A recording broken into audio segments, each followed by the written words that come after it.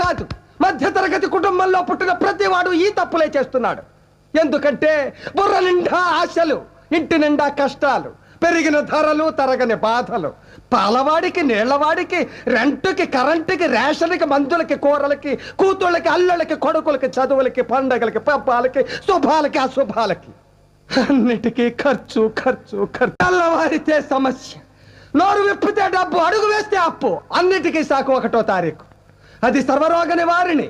1వ తారీఖు అని 30 రోజులు ఎదురు చూస్తాను సార్.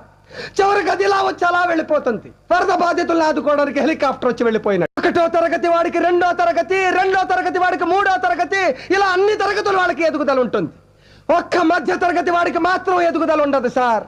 ఒక్కడు రెక్కలు ముక్కలు చేసుకుని సంపాదిస్తుంటే 10 మంది అడ్డగాడిలా కూర్చుని తినే దౌర్భాగ్య సాంప్రదాయం మారినంత వరకు మా మధ్య తరగతి కుటుంబాల కథ ఇంతే సార్.